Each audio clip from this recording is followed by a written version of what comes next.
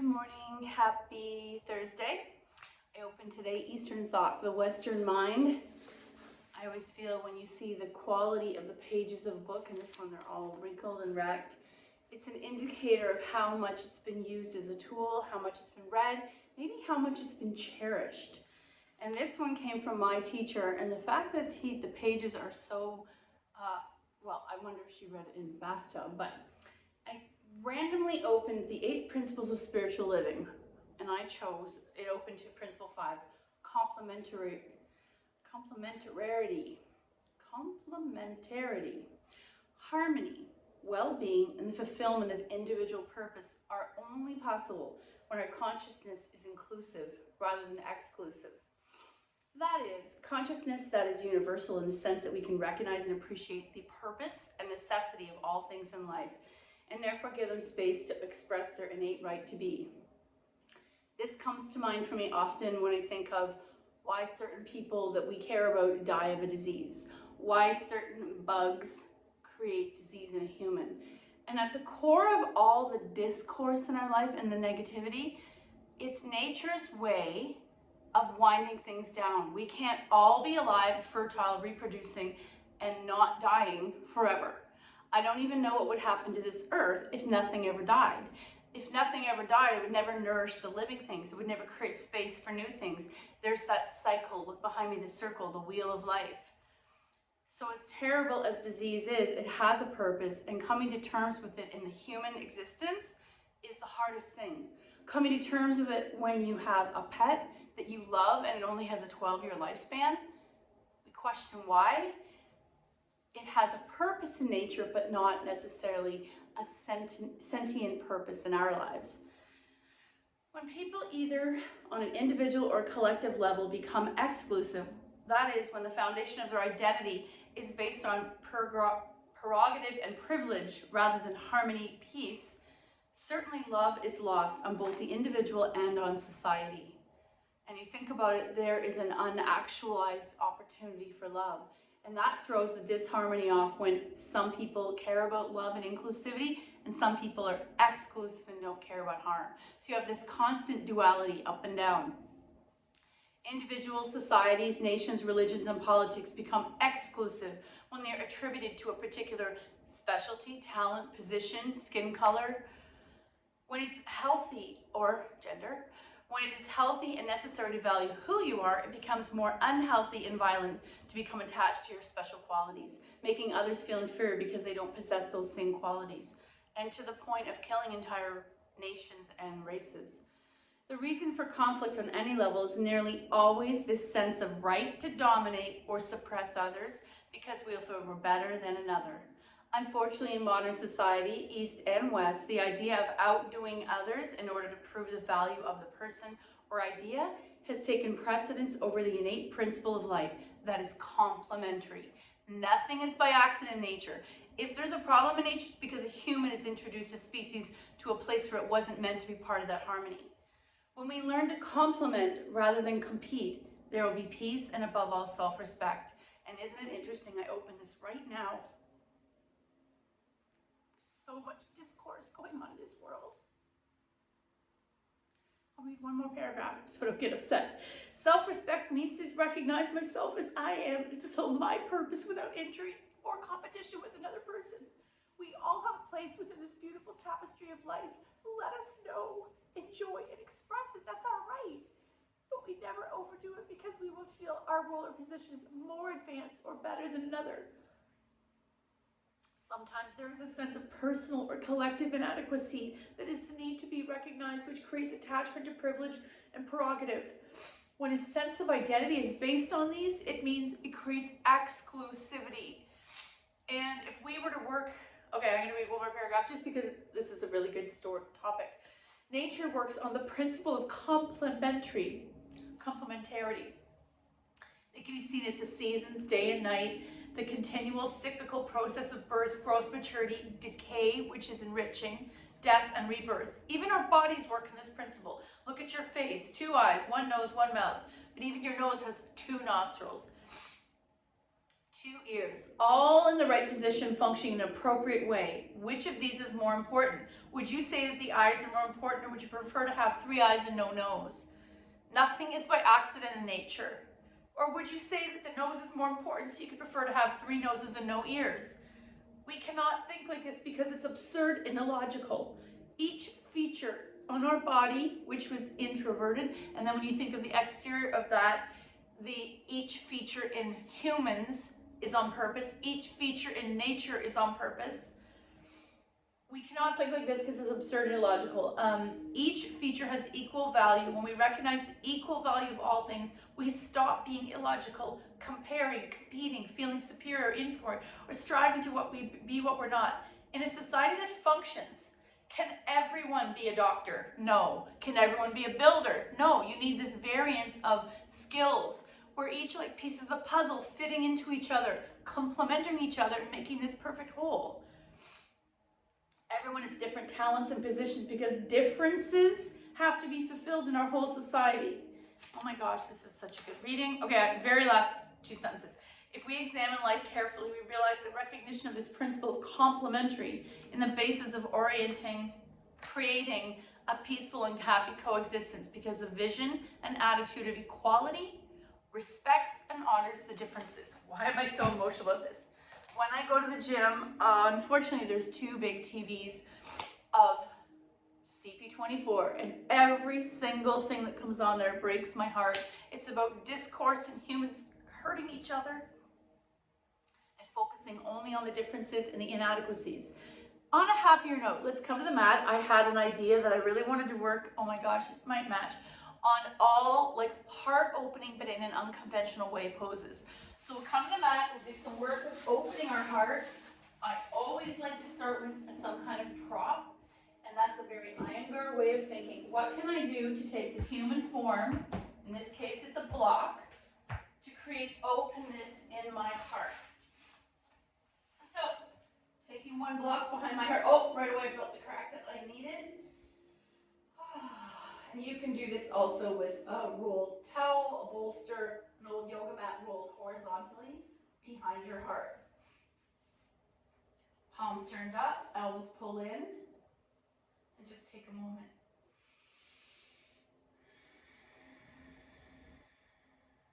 And this is irritating me, but I always feel that when you use a prop, it's sort of like how you create a pearl. You put this thing in the atmosphere, the environment of the oyster. In their case, it's a piece of other pearl or glass or something. And then the irritation creates, create something to be able to tolerate the irritation. In this case, the irritation is blocks, and it's creating openness in my body for later on today and for my practice. Take the soles of the feet together, knees wide so now everything's opening. Heart is opening, hips are opening, thighs are opening. Arms are opening, so I'm opening my heart in a couple different ways. And let's take 5 breaths, quietly breathing, quietly counting your head.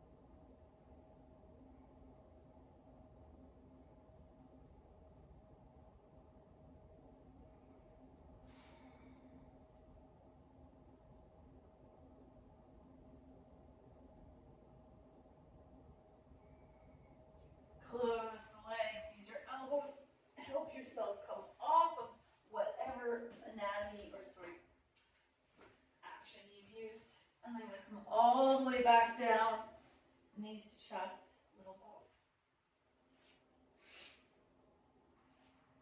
Knees to the floor on the left, double leg spinal twist. And here's where we open the right side of our heart, right arm open to a T, palm turned up, and then just pause. Wait for your back to settle.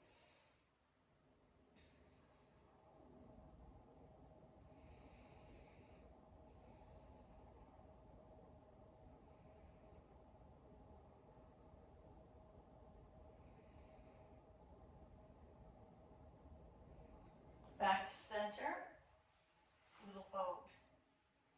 Knees to the floor on the right. Hey Google, turn volume up 1. Left arm opens to a T.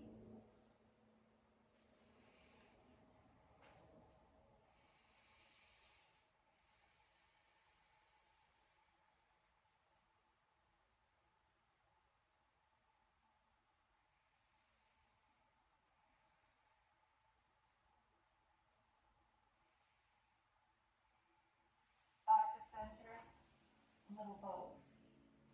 Egg beaters. Right leg in, left leg extends.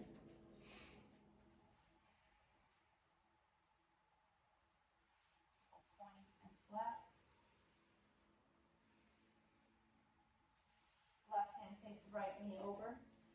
Single leg spinal twist.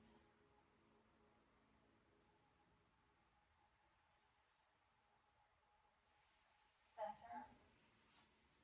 Little bow. Left leg in. Right leg slides straight. Point and flex. Right hand takes left knee over. Single leg spinal twist.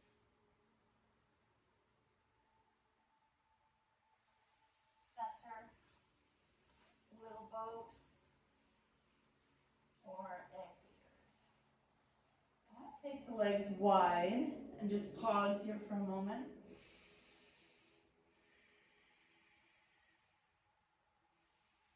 And then maybe come into setup for happy baby. Pull the hands behind the thighs, pressing the spine down, pressing the shoulder widens and down, and using the earth or the support of the floor to support you.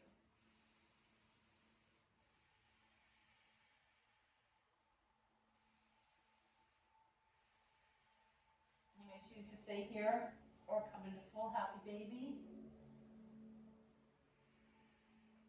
Staying still or rocking side to side.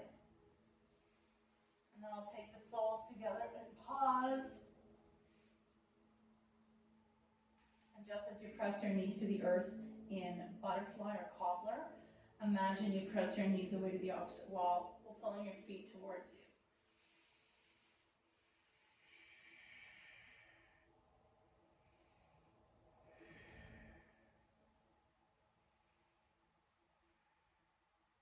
Feet to the mat, knees wide, arms in cactus, and think of yourself as opening like a book, opening like a oyster, an oyster open to anything.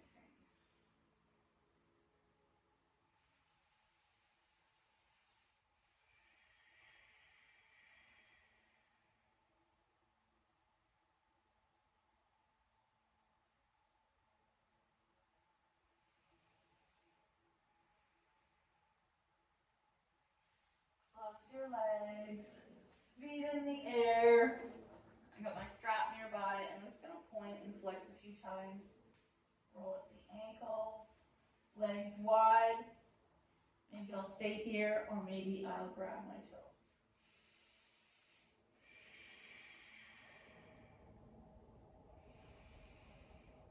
Close the legs. Right leg's going to stay in the air. Left leg's going to lower.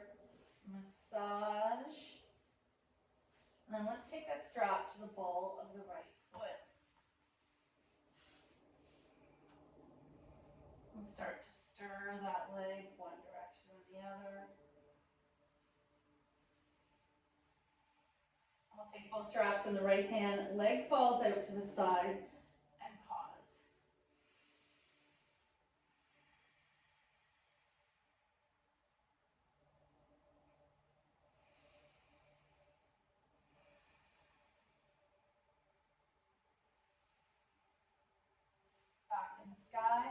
in the left hand across the midline. Back up, get rid of the strap, little boat. Feet in the air, point and flex. Right leg lowers all the way down. Massage just this left leg. Strap to the ball of the left foot. And then just start to stir that leg. Both straps in the left hand, leg out to the side. Think of that opening of a book again. Let's take 3 breaths. Inhale 1. Exhale. Inhale 2. Exhale. And inhale 3. Leg to the sky. Strap with the right hand across the midline. Get rid of the strap. Little boat. Let's do shoelace while we're here. Right over left. Grab the opposite ankles. Stack those knees. And flex the feet as you draw the thighs towards you. Switch. Left over right. Stack to your capability in your hips. Flex. And shake it out. Roll on your side. Help yourself up. And let's come into an extended child's pose. We want to help open the chest, which is kind of our little feature today. Press back. Leave those arms straight. And can you let your head dangle?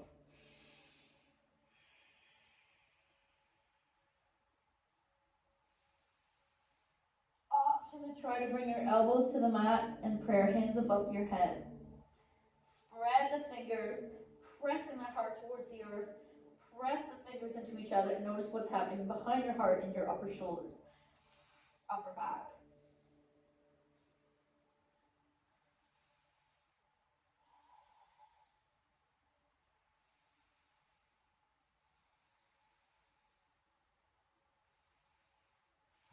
Now I'm going to widen my legs and go a little deeper.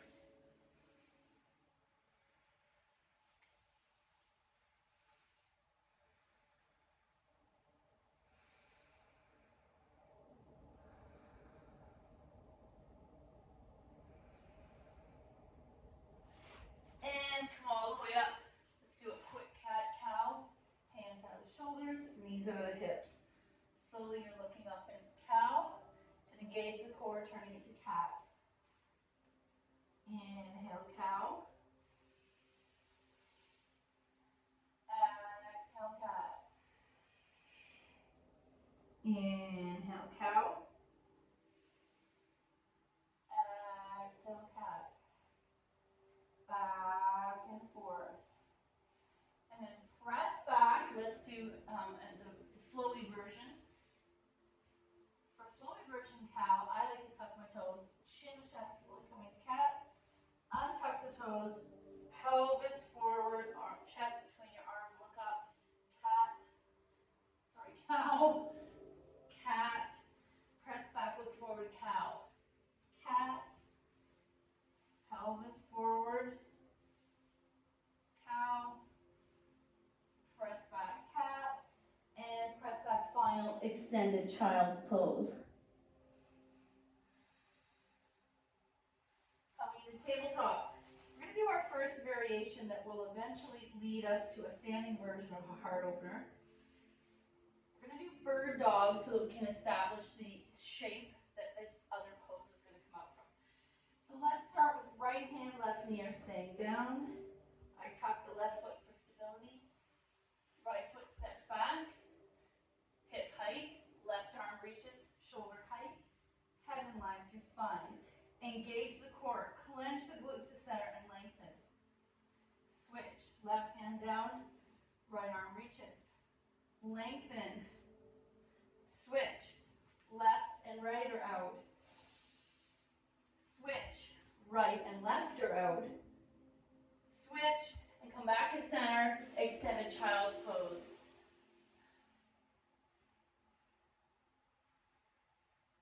Tabletop. Let's keep right hand, right knee stable. I like to move that right arm out a little bit, shift my weight into that left hand. Left leg up, hip height. Left arm to a T or long, like half of a bird dog, but on the same side, or open and stack, and then switch. Left hand becomes my stable side, right foot steps back, right arm open or forward, and press back, extended child's pose.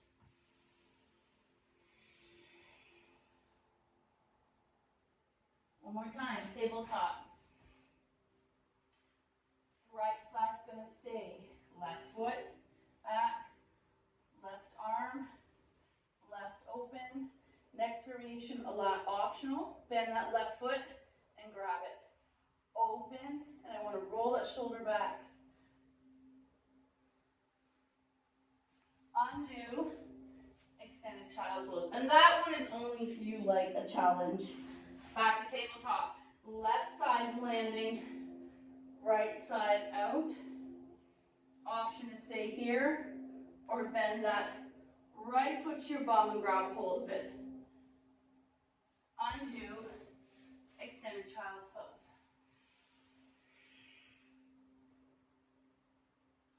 Tabletop. One more cat-cow to kind of reset the spine. Looking up, engage the core, looking down, push the floor away. Flowing through 3 times. Inhale up, exhale cat. Inhale cow, exhale cat. Inhale cow, exhale cat. Coming to neutral. We're going to do a few more side body lengtheners before we come to our standing variation of that. Actually, I'm going to sit back on this mat. Let's take left leg out, right leg in. And this pose, this side-to-side stretch, I swear the very first time I did any of this was when I was in karate in grade 7. This idea of these poses are quite often woven into other fitness classes and not given the yogic names. I can't remember the exact Sanskrit name, but I know that over and over I see this side stretch used to correct any lower back issues. So right arm up, lengthen, option to go diagonal, option to go a little deeper, option to come inside the leg and grab the toe, elbows back, and come on out. Other side, right leg out, left leg in. You can always put a block under this knee if your hip is tight. Right arm, right leg, left arm up. Lengthen, diagonal, arc, or inside. Oh my gosh, this side is way tighter. Oh, because I'm left-handed, that's why. And come back into diamond. Let's hinge. Okay, the standing version of what I wanted us to work on, half moon. It reminds me a lot of what we just did with our bird dog, turning into that beautiful bind. Let's take 2 blocks stacked, or if you don't have blocks, you could use an apple can juice, a stack of blocks. We're going to work on the right side of the body first. Right foot is about a shoe size behind the stack. Right hand to the stack of blocks, left hand to the hip. When you're ready, let's take a few breaths here. Just shifting your weight into trusting that right leg. Shift. And I'm sure the trust was there when your knees were bent into the same bird dog. When you're ready, there's that root to rise sensation. Pushing down through all 4 points of the right foot and the right palm and letting that left leg just float up. And I can feel that in the right hip, right glute. Float up. Option to roll the hip back. Option to take that left arm in the sky and come back out. Let's come into a seated squat as a little gift to our hips for that. Nice. Other side. I'm just going to turn around so I can still see you. Left foot, left palm. We're doing the left side of our body now. Remember we were talking about symmetry earlier. Left hand, left foot. Right hand, right hip. Press and let it float. When you feel stable, I notice that my left ankle wants to turn in. That means it's a little tight. Option to stay staring down. Maybe this is it. Option to roll the shoulder back. Option to take right arm in the sky, and I could benefit from one more block. Should do that next time. And come on out, supported squat. And you know where this is going. We're going to take this one level further.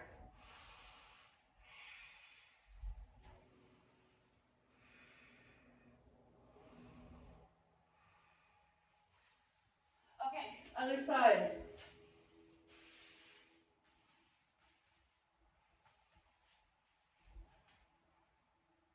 Are you ready? Right hand, right foot, left hand, left hip. Choosing to stay here, or roll the shoulder back, or grab the foot.